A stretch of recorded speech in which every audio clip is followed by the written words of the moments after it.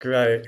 Well, thank you, Kirsty and Suzanne, not only for the great introduction, but also for just everything you do to organise all of this and get all these diaries into the archive. And so we should also thank the diarists, I guess, if there are any on the call, because it all starts with them.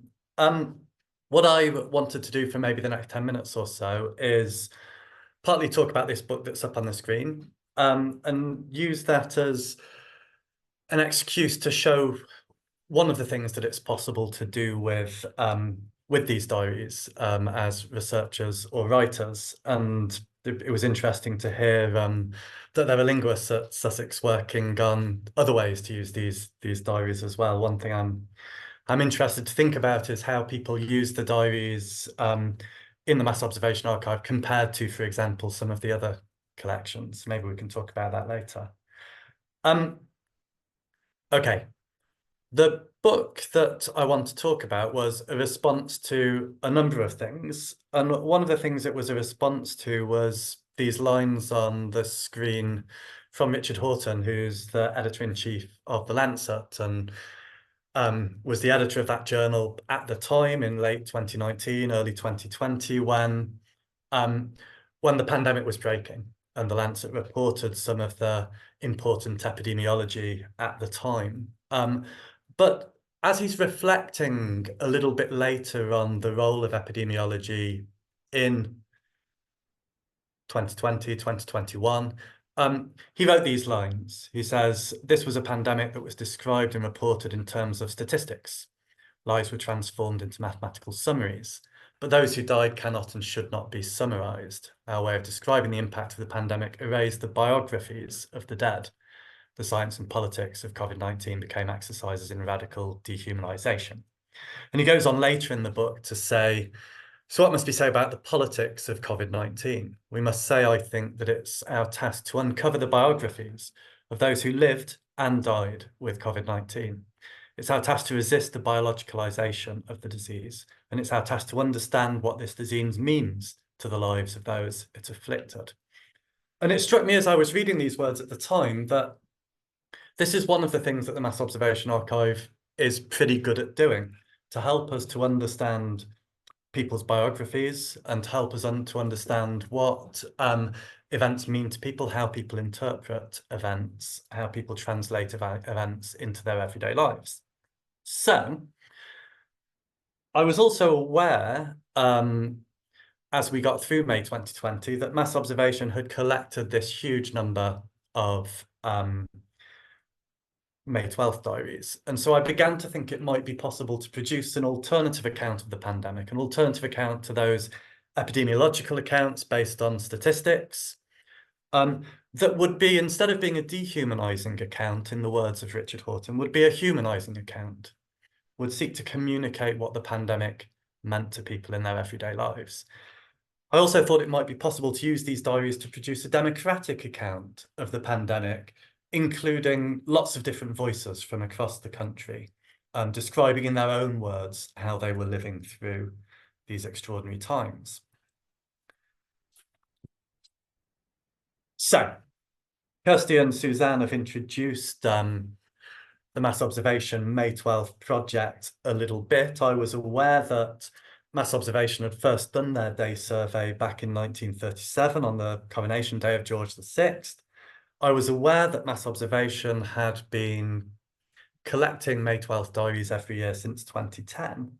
And I was fascinated by the response that Mass Observation received in 2020 towards the end of the spring lockdown, the first lockdown for most people across the UK, when they made their annual call, Mass Observation, and over 5,000 diaries came back. And we really appreciate the hard work that the whole team at Mass Observation put into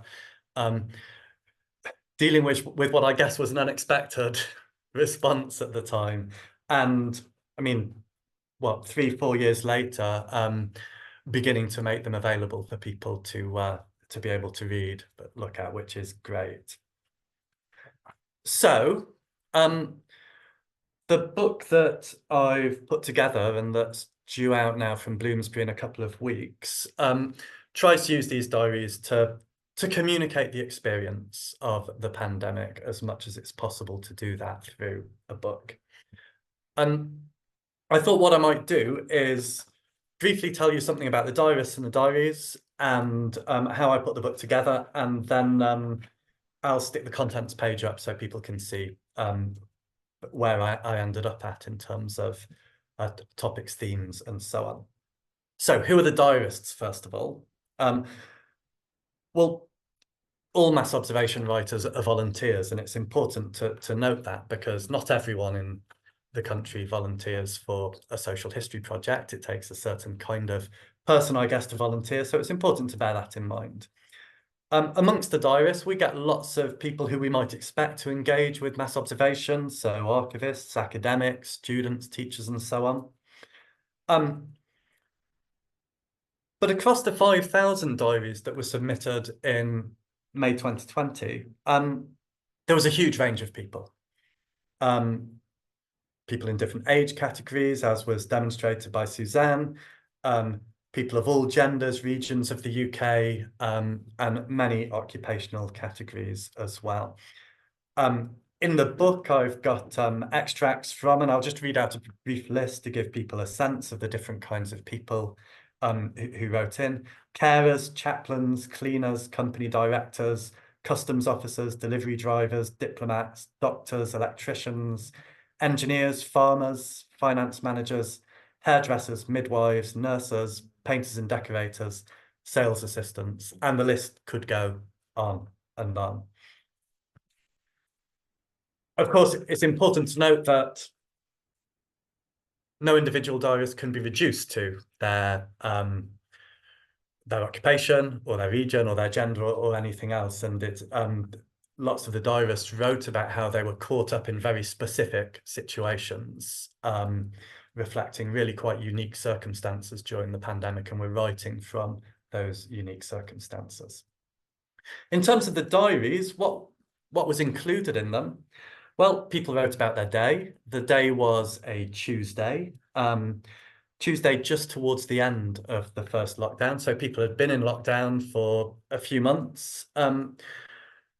People always also used the opportunity to look backwards a little bit. So they might write about the last 3 months of the pandemic, for example, or they might look back even further to try and explain how they got to this point where they were doing the thing and thinking the things that they were thinking on that particular day.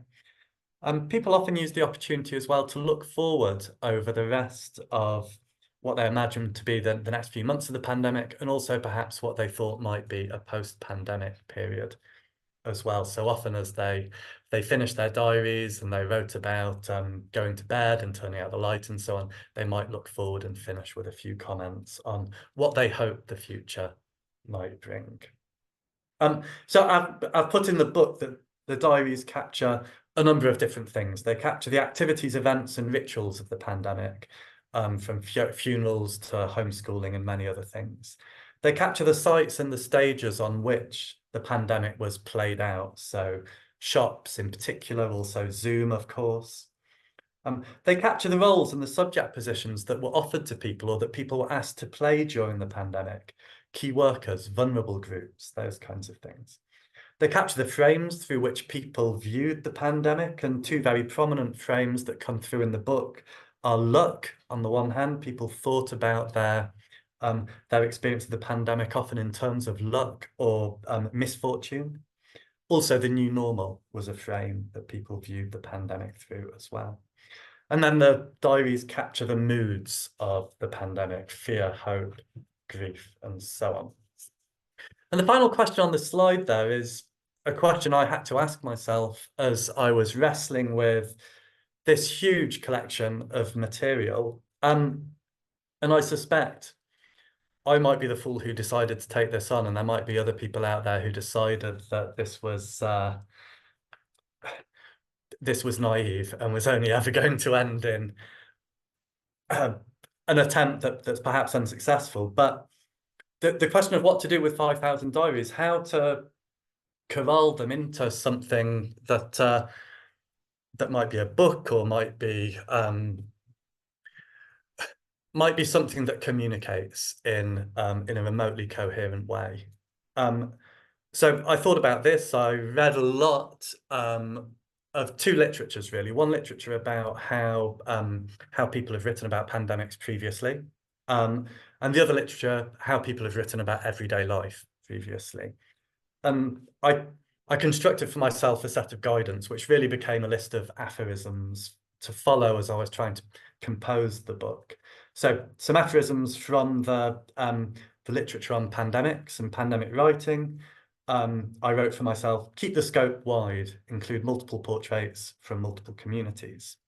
Use details to communicate experience, and use this combination of wide scope and details to refuse or unsettle myths about the people and how they were responding to the pandemic. Some of the aphorisms I took from everyday life studies were to communicate experience, present, don't represent, show, don't tell, let quotes be the main work. To avoid humanistic cliche, include multiple voices and perspectives, the familiar and the strange, contradictions and paradoxes. And then to accommodate all of this in a book that the publishers would only allow to be about 300 pages, use devices from surrealism, fragments, montage, juxtaposition in particular, and use devices from encyclopedias, entries, alphabetized sequencing, and cross-references. And so trying to apply all of that gave me this contents list for the book, where there's an introduction which basically explains how I see the book fitting into a broader literature about pandemics and the history of pandemics. There's a conclusion that explains how I see the book fitting into everyday life studies. And those two chapters at either end of the book are a little bit like academic essays. But then the rest of the book, the bulk of the book, is really a kind of pandemic encyclopedia.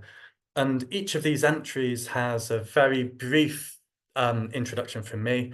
And then the vast majority of what appears in each of these entries are extracts from the 12th May 2020 diaries. So I'll very briefly finish with just a couple of thoughts about the broader purpose, if you like, or the broader project of the book.